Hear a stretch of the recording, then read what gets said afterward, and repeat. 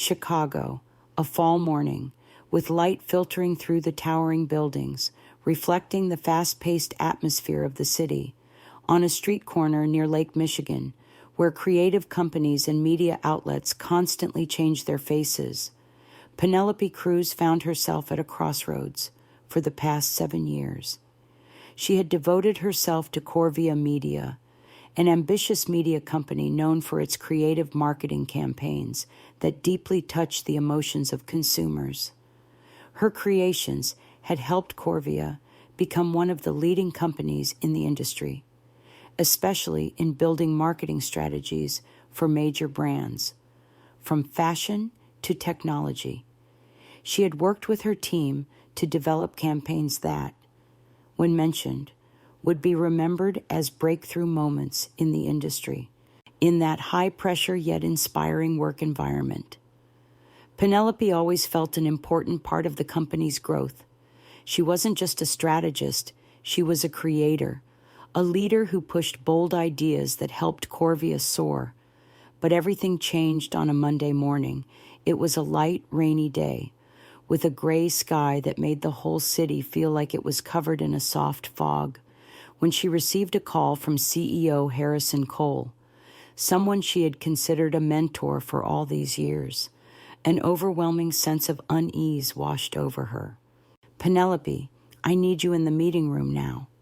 Harrison's voice echoed, calm but carrying an odd tone that Penelope couldn't quite pinpoint. She didn't feel anything particularly alarming, thinking it was just another routine meeting. However, the anxiety grew as she entered the meeting room.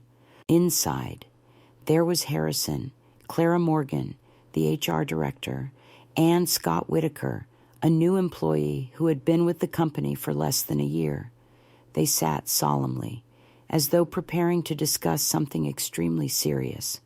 Penelope sat down, offering a light smile to ease the tension in the air, but Harrison didn't respond. He simply looked at her with cold eyes. And then Clara began reading a document Penelope had never seen before. "Penelope, after reassessing the company's organizational structure and long-term development strategy, the leadership has decided to restructure and reassign certain positions.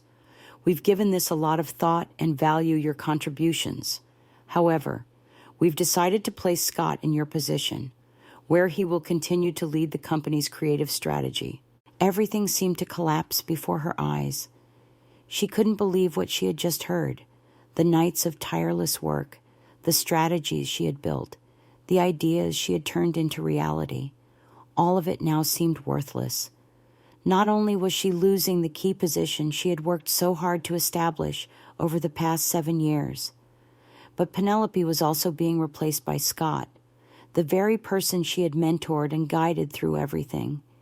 He had once been her apprentice, someone she had trusted with a part of the team's responsibility, and now he was sitting in her seat, taking what rightfully belonged to her. Before she could fully process the shock, Penelope felt like a wave of impact had hit her.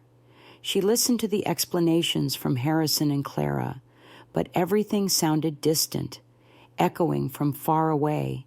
Their words lost their meaning. She felt empty inside, her eyes fixed on the polished wooden table in front of her. When the meeting ended, Penelope stepped out of the room, consumed by a chilling emptiness, though she had mentally prepared for change. Facing this betrayal left her with nothing but a hollow feeling. It was as though she had overlooked the important things in life, too focused on work to realize that in this world, there's not always room for truth or fairness. She stood in the elevator, alone, staring out the window, where the rain continued to fall, reflecting her mood. She returned home, saying nothing to anyone. Penelope's apartment felt like a stranger's place. Everything suddenly seemed empty. Her mother called to check in, and she responded briefly. Unable to say much, the questions about her work, her career, and what she had built echoed in her mind like a crashing wave. But there were no answers. Everything felt meaningless. Penelope sat on the sofa, staring at the old pictures on the wall, the moments of the past. Once beautiful dreams, now seemed like faded memories. What she couldn't understand was why she had been pushed out of the game for such an unreasonable decision. She had worked hard, poured her heart into the company, and now everything had fallen into someone else's hands. Scott, the person she had shared all her trade secrets with, the person she had thought would be her ally, had now become the one to take everything she had built. For the next 3 days, Penelope didn't speak to anyone. She spent most of her time in her apartment, staring out the window, unsure of what to do next. Every morning, she woke up and felt like she wasn't the person she used to be. Her belief in her work, in the people around her, had vanished along with Corvia's decision. She had been betrayed, but she couldn't just give up. That wasn't how Penelope Cruz had lived her life, and she knew if she could rise again, she would make the whole world take notice. But for now, all she needed was time to rediscover herself. 3 days after leaving Corvia, I realized that I had lost everything I had once been attached to, not just my job, but my belief in myself. The world outside kept moving forward, yet I felt like a grain of sand, worn away in a storm. The calls from friends, from my mother, from acquaintances had stopped coming. I could clearly feel the invisible gap between me and my old world. And at that moment, a deep feeling began to stir within me. I couldn't just give up. This feeling didn't come from anger or hatred, but from a realization that I couldn't let everything end because of such an unreasonable decision. I had been so used to fighting, and I couldn't let this betrayal destroy everything I had worked for. The next day, I opened the laptop I had neglected for the past 3 days. On the screen, there were dozens of unread emails, most of them notifications about the campaigns I had previously managed. A part of me wanted to delete them all and forget everything, but another part urged me to keep them. The strategies I had created, the plans I had put into motion, they were all my marks. Even if Corvia wanted to push me out of the game, what I had created couldn't be denied. I opened the files, looked at the reports on the Harbor Light project, and I realized something. Everything I needed to rise was right in front of me. The numbers, the strategies, they were all undeniable truths. The initial feeling of loss now turned into determination. I was no longer the person who had been fired and had her work stolen. I had once taken ownership of my job step by step. Everything within me began to change, from how I saw myself to the larger plans I had. I decided not to let things pass by in vain. I would take back what was mine, but not through direct confrontation. I would make them see, through results and through what I could create. To begin, I needed to find those who had once believed in me, the ones who had been an integral part of the successes I had achieved. I didn't want to start from scratch. A call was made that afternoon, and I met with Jessica, a former colleague from the Harbor Light project. She had been part of the initial campaign, and although she had left Corvia earlier, I knew she still kept in touch with some of the company's major clients. Our conversation wasn't long, but it was enough for me to sense her empathy. Jessica admitted that the change had been a shock, not just to me, but to the entire creative team I had once led. She promised to help me reconnect with key contacts, not directly within Corvia, but still able to help me find new opportunities. The following days, I dedicated time to my personal work. I began researching the media and creative markets again, revisiting articles, studying competitors, and analyzing new trends. I realized that, while Corvia was a large company, the media industry was undergoing significant shifts. Not everything had already been decided. I could create a new opportunity for myself. I began formulating a new strategy, one that wasn't just about traditional media strategies, but rather a model that could break current rules, focusing on real value and deep emotional connections with customers.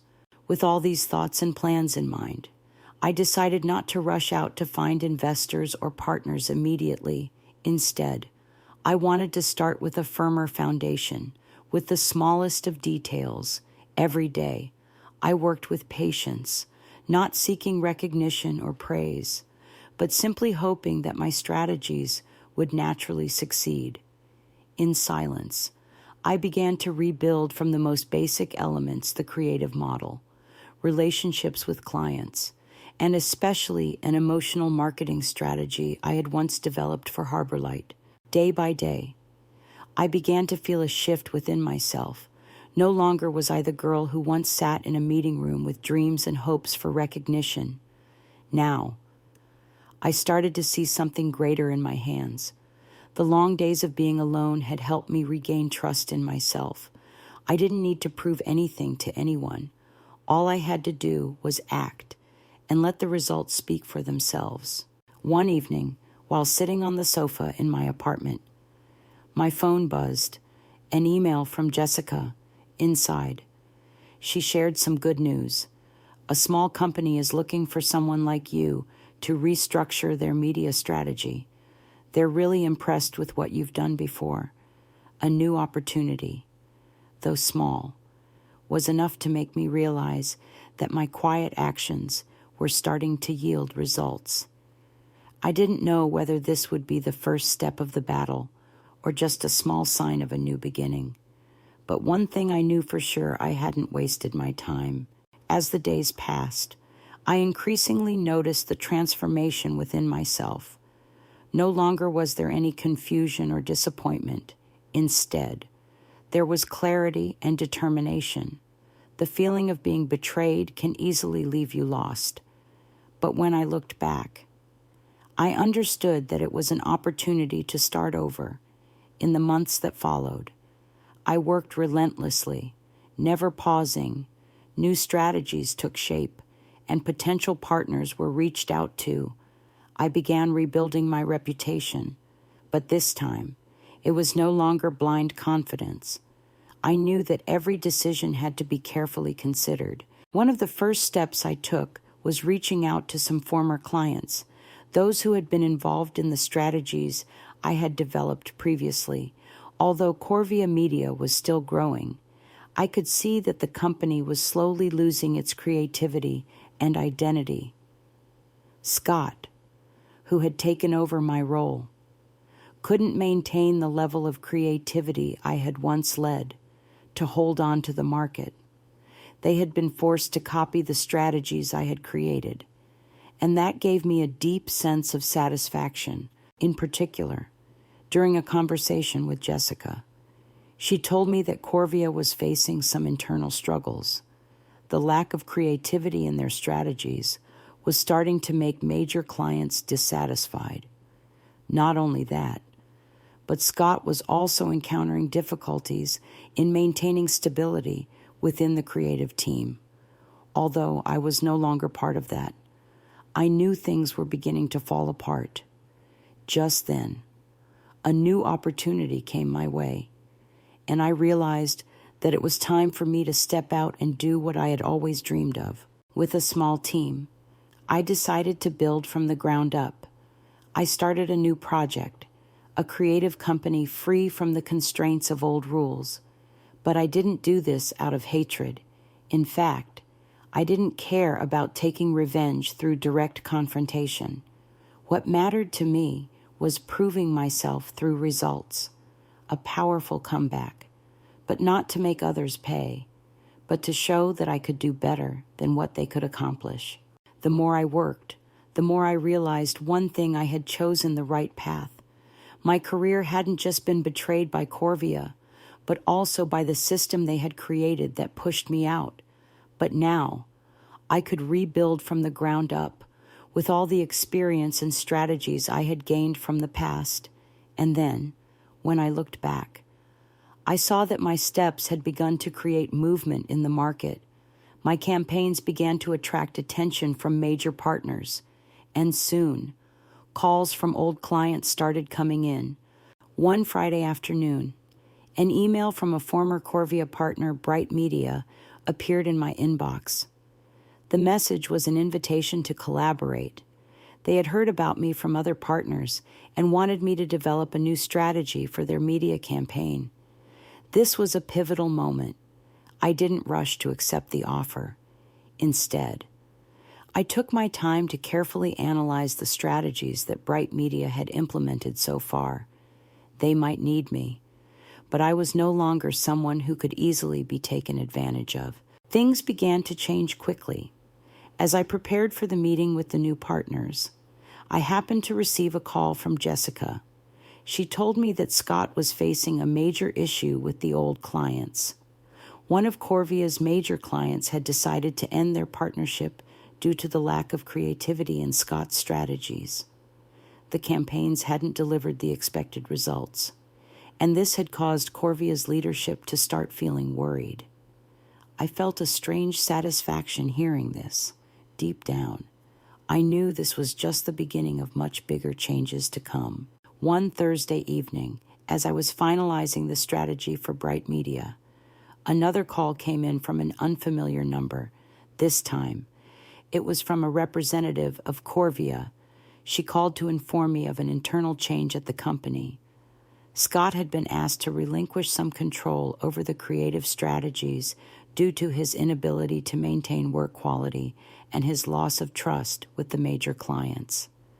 The feeling at that moment was like something breaking inside me, but not out of regret, but from realizing that my career could come back stronger, while the person who had taken everything from me was now starting to face decline. I realized that every step I had taken in the past months had been moving in the right direction. Not only was there confidence in my work, but also pride in rebuilding my career from the ruins.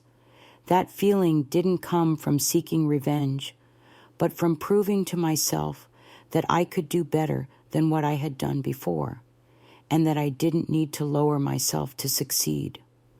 This world isn't just about defeating others, but about defeating yourself.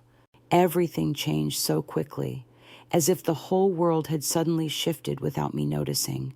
The quiet months of hard work had come to fruition, and I was no longer an outsider to the game. I had rebuilt everything from the most solid foundation: creativity, experience, and the lessons that Corvia and Scott had never understood. I was no longer the girl sitting in the old meeting room, watching Scott take my seat. Now, I was in a completely different position. The strategies I had developed were being recognized by major partners, and more importantly, I had regained trust in myself. The projects I had started were taking off. Potential clients, from large corporations to small businesses, were starting to see the value in the strategies I created. I no longer had to chase recognition. Instead, I let the results speak for themselves. Then, one afternoon, while in a meeting with a group of partners from a competing company, I received news from Jessica. Scott had left Corvia.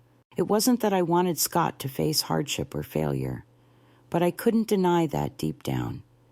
This news brought me a sense of peace. The company couldn't hold on to what I had built, and the lack of creativity I had always warned them about had begun to make Corvia pay the price. Major partners had left, and clients were starting to feel disappointed. Meanwhile, with my small team, I was building something entirely new and strong. This feeling wasn't about revenge. I didn't need to confront anyone directly to prove that I had been right. Everything I did, every strategy I developed, showed that creativity and true value would always triumph over short-term tactics. And I wasn't just winning in my career. More importantly, I had won over myself. The world didn't need to recognize me immediately. I didn't need to show everyone that I had risen from failure.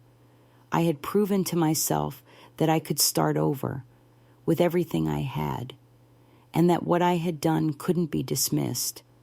I couldn't deny that I felt a quiet sense of pride when Scott left, but it wasn't joy, it was serenity, because I knew that Scott's failure wasn't what I had hoped for. What I wanted was to prove that, even when pushed out, I could stand up and find myself again. Everything I had wasn't just about work results, but about the values I had built along the way. I hadn't let myself be knocked down, despite the hardships of the past months. I had learned how to rise not for revenge, but to live true to what I believed in. The confidence and resilience I had regained didn't come from hostility or competition, but from the fact that I had been able to look at myself and feel proud of what I had accomplished. I hadn't let that betrayal blur everything I had built. I had learned to come back stronger, not to take anyone down, but to affirm my own value. One autumn afternoon, as I was looking out the window of my office, I received a call from Jonathan Wells, CEO of Corvia. I wasn't surprised. Throughout the time, I had known that one day he would call me, but I didn't feel rushed or regretful. This call wasn't to ask me to return, but to seek my collaboration. Jonathan had faced significant issues within the company, and looking back, he realized that what I had built was exactly what his company needed to maintain its position in the market. I didn't say anything, just listened. Jonathan talked about Corvia facing internal struggles, how they needed me to come back to help with restructuring and redesigning creative strategies. He admitted that the lack of creativity had made it impossible for the company to grow sustainably. But I didn't feel satisfaction or happiness. I just knew that I didn't need to return to prove I could do it. I had already proven it by what I was doing, not by words. I calmly replied that I had found my own path, and I wouldn't be returning. Corvia was no longer where I belonged. My success didn't depend on whether they recognized me or not. I had not only restored myself, but I had built something bigger, more sustainable, and that, in itself, was the true victory. In that moment, I felt not hatred, but understanding. I had not let that betrayal make me fall. That was the biggest lesson I had learned when you stand firm. No one can defeat you. In the end, I didn't need to confront those who had betrayed me. What I needed to do was continue down my own path and prove that, even when pushed to the bottom, I could rise and start over. I didn't need to live in the shadow of betrayal. I had taken control of my life, and that was the real victory. That morning, when I woke up, there was no longer any sense of fatigue or anxiety like before. Instead, I could clearly feel a change in both my body and mind. Everything seemed ready. I knew I could no longer live in the shadow of betrayal. That wasn't who I was. A month had passed since I first received the email from Bright Media, and I had taken decisive steps forward. The strategies I was developing were starting to have an impact. Potential clients were gradually showing interest in my ideas, and I realized I was rebuilding from the old. But with newfound confidence, I had learned that when you are pushed out of the game, it's not the end, it's just an opportunity to start over, this time with more experience and sharper instincts. In the first few weeks after leaving Corvia, I spent my time building relationships, seeking collaboration opportunities, researching new trends, and starting to rebuild strategies for the clients I still kept in contact with. I was reclaiming each step of the relationships I had built before, not to take revenge, but to prove that I could still create something remarkable. During this period, I stopped keeping my new strategies to myself and began sharing some of them with my partners. I found individuals who shared my vision and creative ideas, people who weren't afraid of challenges and were always ready to seize new opportunities. Through this process, I started to realize something Scott and Corvia were facing difficulties they couldn't easily overcome, while they struggled to maintain old strategies. I found ways to implement new models I had developed. The feeling of success didn't come from a direct clash, but from the confidence of walking my own path. The world didn't need to recognize me immediately, but I knew what I was doing would prove everything.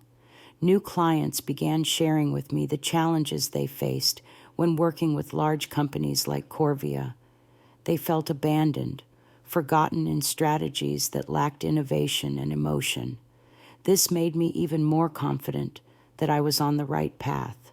A month later, I was invited to a major media conference in New York, where experts from all over the world gathered to share new strategies in marketing and communication.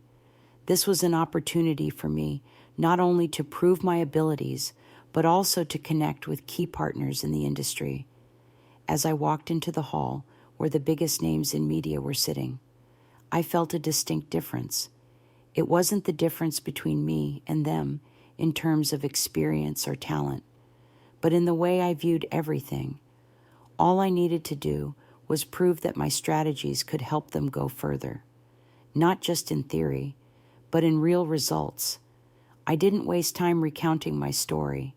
Instead, I focused on presenting numbers, concrete strategies I had applied, clearly demonstrating the success of these strategies. Right after my presentation, several former clients and potential partners of Corvia approached me to discuss collaboration. They saw the difference. My strategies didn't just deliver results, they created a deep connection with clients, something big companies like Corvia had overlooked. I felt a deep sense of fulfillment, not because I had defeated anyone, but because I had proven to myself that what I created had value. After the conference, one of the first people to contact me was Elaine Brenner, the CEO of a major partner company I had worked with while at Corvia. She had seen the potential in my strategies and wanted to meet to discuss a long-term contract. I knew this was the opportunity I had been waiting for.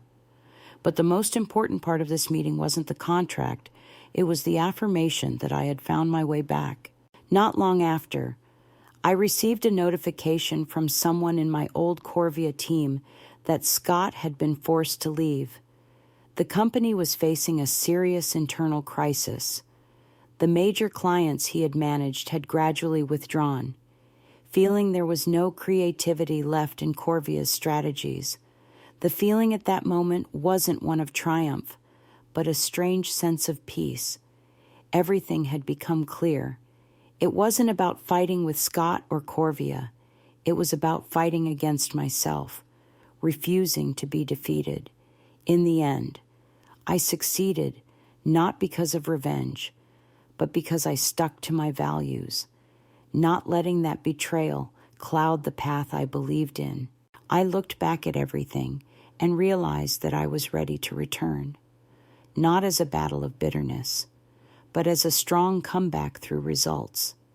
I didn't need to confront those who had betrayed me directly, because what I had done would prove itself.